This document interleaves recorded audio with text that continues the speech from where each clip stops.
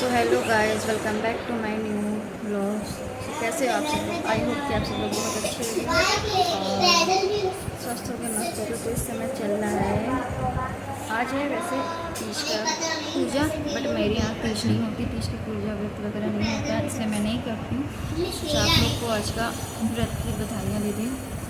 सो जो लोग भी आपको व्रत रखती हैं तीज का, उनको बहुत बधाइयाँ साथ हैं, उनको बहुत बधाइयाँ तीज की। तो हमारे यहाँ तो व्रत नहीं रखा जाता है, तो आज तीज था। और आप लोग को तो पता ही है कि तीजा के अगले दिन ही गणेश चतुर्थी होती है। सो मैंने इसलिए भी ब्लॉग डाला है कि इस बार गणेश जी हमारे यहाँ नहीं रखे जा रहे हैं। ये तो आप लोग को पता ही होगा प्रॉपर किस वजह से नहीं रखे जा रहे हैं। आप लोग को तो पता ही है कि बुआ जी इस साल हमारे बीच में नहीं, तो हर बार हमारे यहाँ गणेश चतुर्थी जी का पर्व मनाया जाता। तो इस साल मतलब हमारे बीच नहीं है, तो इसलिए हम लोग यहाँ गणेश जी की स्थापना नहीं होगी। तो हर साल ही हम लोग गणेश जी की स्थापना करते हैं, पर इस साल नहीं हो पाएगी क्योंकि आप लोग को तो मैंने बताया ही था। नहीं तो अब तक मैं भी बहुत बिजी रहती। पिछली वाला ब्लॉग आपने देखा, मैंने कितनी अच्छे से जोरों शोरों से तैयारियां करी थी, क्योंकि मेरे यहाँ गणेश जी की स्थापना होती है। 5 साल हो गए लगभग करते हुए, तो ये मेरा 6ठा साल था। अभी किस साल गणपति बप्पा को कुछ और ही मंजूर था, तो बुआ जी हमारे बीच नहीं थी। इस वजह से इस बार हम लोग गणेश चतुर्थी की स्थापना नहीं कर रहे हैं। तो जो भी अगली बार मैं कोशिश करूँगी। कहते हैं अब 5 साल हो गए, तो इसके बाद जब भी अब इस बीच में ये हो, इसकी वजह से होती है। अब जब भी करूँगी फिर से मन्नत मानूँगी, फिर से स्थापित करूँगी गणेश जी को। बप्पा हमारी इस खुश को भी पूरा करिए, जल्द से जल्द सब कुछ अच्छे से हो जाए। और आयुष बुआ जी जहाँ कहीं भी, उनको भी सारी खुशियाँ मिलें और सब लोग खुश रहें।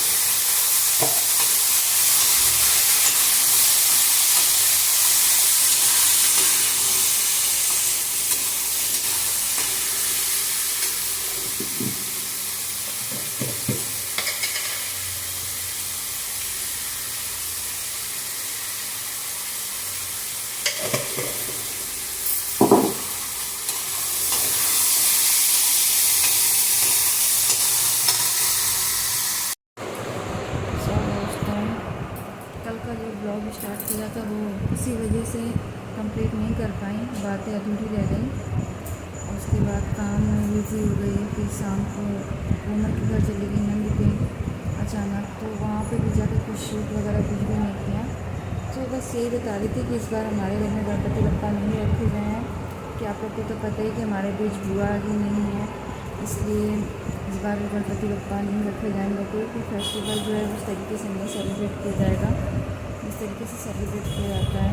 वैसे तो आप लोग को पता ही कि हर साल मैंने गणपति बप्पा की काफ़ी अच्छे से उल्लास से तैयारियाँ कर देती थी, शुरू कर देती थी और पूरी प्रिपरेशन करती थी। बहुत अच्छा लगता था, बहुत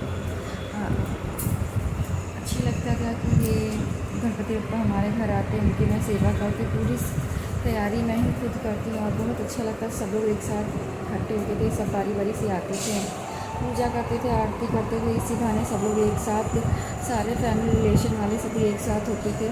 तो ये सब चीज़ें बहुत अच्छी लगती थी। और पिछले साल तो आप लोग को तो पता ही कि बुआ जी भी हमारे बीच में थी। पिछले बार का आप लोगों ने ब्लॉग भी देखा होगा, मैंने कितने अच्छे से सारी प्रिपरेशन, सारी तैयारियाँ कर रखी थी। बट इस बार ऐसा ही कुछ हुआ ना, बुआ जी हमारे बीच में और इस बार ना गणपति बप्पा हमारे बीच में नहीं, हमारे घर आए, सॉरी।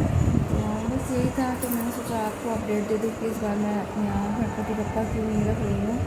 सो एक रीज़न है कि ये तो कहते हैं कि साल भर जैसे कुछ जैसे बुआ जी गई हुई हैं तो साल भर तक ऐसे कोई फेस्टिवल नहीं किया जाता है, बस जो भी है कुछ नॉर्मल किया जाता है, बाकी वैसे जैसे किया जाता है उस तरीके से नहीं थी। हालांकि पूजा वगैरह सारी चीज़ें हो गई थी, कथा वगैरह भी कर लिया आप लोगों ने, बट उस तरीके से नहीं करे। तो बस यही था, सारी चीज़ें चल रही थी। तो बहुत बुरा फील हो रहा था कि सब इस बार के गणपति बप्पा को मैंने बहुत मिस किया और कर रही हूँ कि आज है गणेश चतुर्थी। तो आप लोग को गणेश चतुर्थी की बहुत बहुत बधाइयाँ। सब लोग के घर में गणपति बप्पा खुशियाँ हो, समृद्धि लेके आए, सबकी मनोकामना पूर्ण हो, मेरी तो यही दुआ है भगवान से, गणपति बप्पा से। तो बस लेटी हुई थी तो मैंने सोचा आप लोग के लिए ये ब्लॉग ले आऊँ, तो काफ़ी टाइम हो गया एक लॉन्ग ब्लॉग मैंने नहीं किया है। तबीयत की भी आज थोड़ी सर में थोड़ी प्रॉब्लम थी। कल रात में जब कोमल के घर से आई थी उसके बाद ही मेरी तबीयत खराब थी। इससे मैं आया को भी फीवर चल रहा है, हाई फीवर, उसको भी जानते हैं आप लोग को, उसको भी हाई फीवर की प्रॉब्लम रहती है। सो बस यही है, सुबह मॉर्निंग में सब कुछ ठीक था तो बस जल्दी खाना पीना बना, बस तबीयत थोड़ी सी डाउन,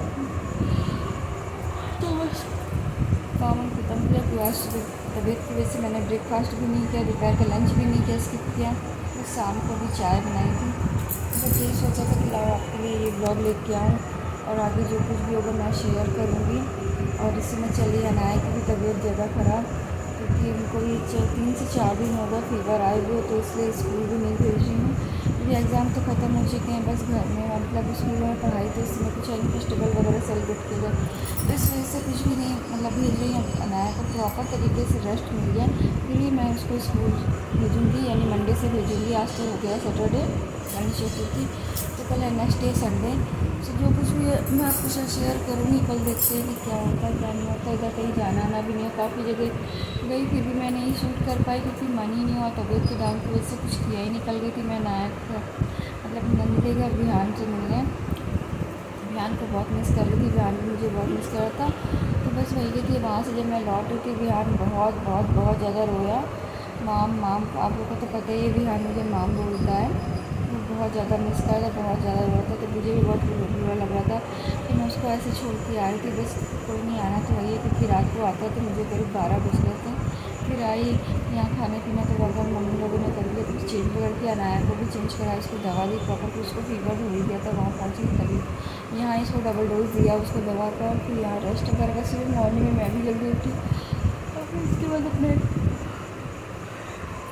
बेसिक काम जो चलते हैं वही। यार एक्चुअली सर दर्द की वजह से कुछ समझ में नहीं, बार बार जमाई भी आ रही है।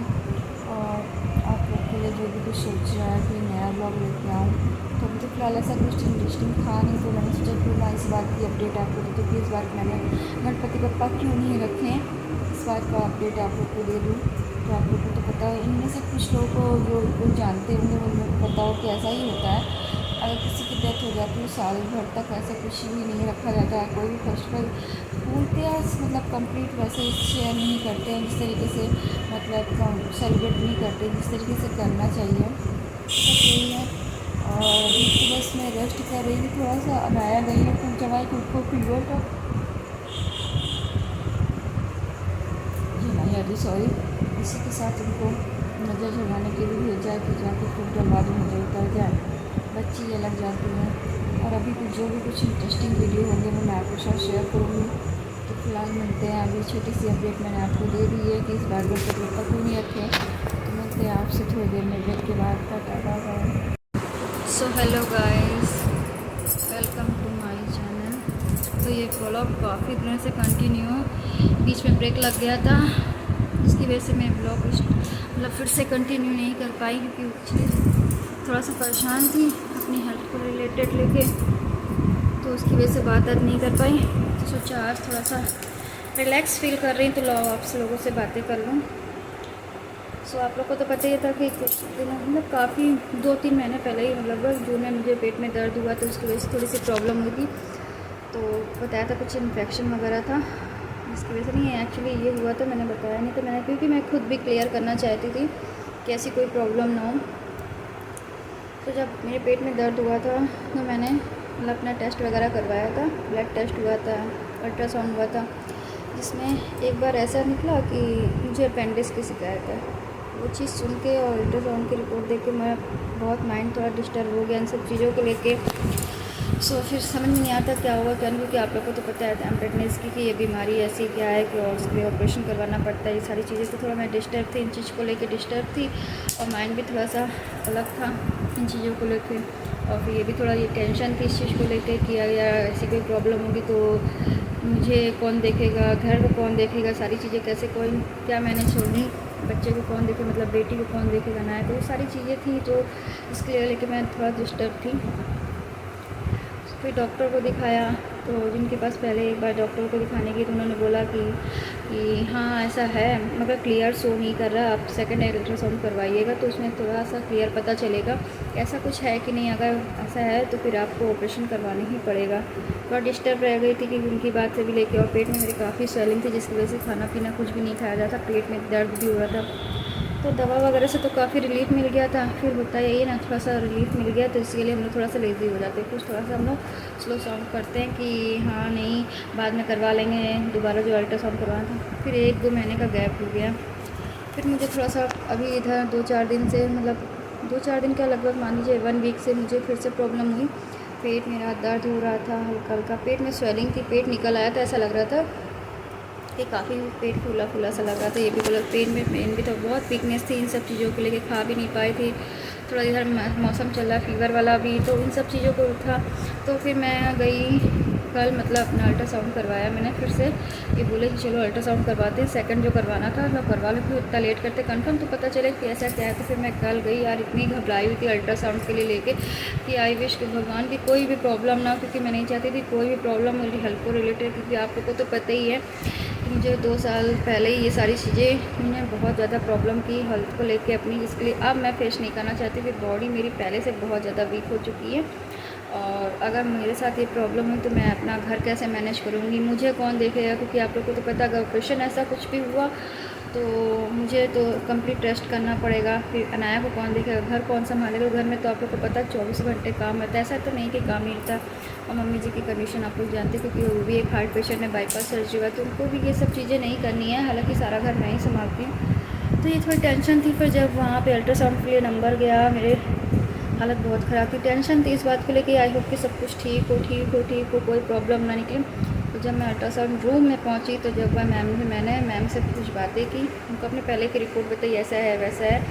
तो ये चीज़ें मैं आपसे क्लियर करवाना चाहती हूँ कि एक बार फिर से आप मेरा अल्ट्रासाउंड करिए, फिर से पता चले कि ऐसी कोई प्रॉब्लम ना हो। तो उन्होंने बोला जब अल्ट्रासाउंड किया कि बेटा ऐसा कुछ भी नहीं है, बट आपको पेट में स्वेलिंग है जिसकी वजह से आपको प्रॉब्लम हो रही है, तो आप उसके लिए मतलब ज़्यादा स्पाइसी चीज़ें मत खाइएगा, और ऐसा कोई लोड वाला काम मत करिएगा जिससे आपको कोई प्रॉब्लम हो, और आप ऐसा कोई भारी चीज़ें मत उठाइए, और झुकने वाला कोई काम मत करिए जिसकी वजह से आपको कोई और दिक्कत हो, क्योंकि आपके पेट में स्वेलिंग है और आपके पेट में अपेंडिक्स की ऐसी कोई भी प्रॉब्लम नहीं है, आप बिल्कुल फिट है। मतलब अपेंडिक्स की जो शिकायत है, मतलब टेंशन थी इस चीज़ को लेके कि अपेंडिक्स है, क्योंकि फर्स्ट अल्ट्रासाउंड में तो यही समझ में आया, मगर भी क्लियर नहीं था। मैंने 1-2 डॉक्टरों से कंसल्ट किया था, तो उन्होंने ऐसे ही बोला कि ऐसा कुछ नहीं, आप सेकंड करवाइएगा तभी उसमें क्लियर पता चले। तो थोड़ा बहुत फर्स्ट वाले अल्ट्रासाउंड की वजह से मैं थोड़ा काफ़ी डिस्टर्ब थी, इन चीज़ों को लेके बहुत ज़्यादा परेशान थी। बट ज़्यादा परेशान रहते हैं तो फिर आप लोग जानते हैं कि ज़्यादा परेशान रहते हैं तो फिर मेरी तबीयत भी थोड़ी बिगड़ती रहती है, और घर को भी देखना रहता है, सारी चीज़ों को था देखिए। बट नहीं, आप बहुत रिलैक्स फील कर रही है इस चीज़ को लेके, क्योंकि कल जब अल्ट्रासाउंड मैंने करवाया उसमें क्लियर हुआ कि ऐसा कुछ भी नहीं है, बट पेट में स्वेलिंग है जिसकी वजह से आपको थोड़ी सी ये दिक्कत हो रही है, जो आप खाना नहीं खा पा रहे पेट में स्वेलिंग की वजह से, और पेट फूलता है, पेट जो फूला हुआ है वो इन्फेक्शन की वजह से ही है। तो आप मेडिसिन लीजिएगा तो आप उसे आराम मिल जाएगा, बाकी ऐसी कोई भी प्रॉब्लम नहीं है कि आपको अपेंडिक्स की कोई भी प्रॉब्लम है। जब मैं बाहर निकली मेरे चेहरे पे एक अलग ही स्माइल थी कि हाँ चलो, इस चीज़ को लेके मैं बहुत ज़्यादा टेंस थी। फिर मैंने इनको बताया कि मेरे अपेंडिक्स नहीं है, और मैंने फिर रिपोर्ट आई, सारा जब देखा सब कुछ बिल्कुल नॉर्मल था, बहुत खुश फिर घर आई। क्योंकि मैम आप लोग को तो पता ही, मैं मॉर्निंग से निकली, शाम को वही करीब 5 बजे अपने घर आई, अल्ट्रासाउंड वगैरह करवा के ये सारी चीज़ें, तब थोड़ा सा जान में जान है कि हाँ। फिर इन्होंने कहा कि कुछ सुबह से खाया नहीं सर, और ऑलरेडी मेरा बहुत दर्द हुआ था, फिर इन्होंने चाय वगैरह पिलाई, फिर इन्होंने कुछ बाहर थोड़ा बहुत जो खाया था वो। उसके बाद मैं जब घर आई तो मम्मी ने पहले गेट खोला, मम्मी के मैंने पैर छुए, मम्मी कोई दिक्कत नहीं, कोई प्रॉब्लम नहीं, भगवान के हाथ पैर जोड़ें कि आई भी जिस टेंशन में थी मैं, जो भगवान की कृपा से बिल्कुल ठीक हूँ, अब कोई प्रॉब्लम नहीं, क्योंकि मुझे अपने भगवान पे बहुत भरोसा। और जिस तरह मैं अल्ट्रासाउंड करवा रही थी, सच मानिए इतनी ज़्यादा घबराहट थी। और फिर मैं वहाँ परमट वाले बाबा के जाप कर रही थी और पनकी वाले बाबा का जाप कर रही थी। भगवान ऐसा कुछ भी ना हो, ऐसा कुछ भी ना हो, ऐसा कुछ भी ना हो। तो आई विश भगवान ने मेरा विश्वास नहीं तोड़ा। मुझे कोई भी ऐसी प्रॉब्लम नहीं है, जो बस स्वेलिंग है वो दवाइयों द्वारा ठीक हो जाएगी।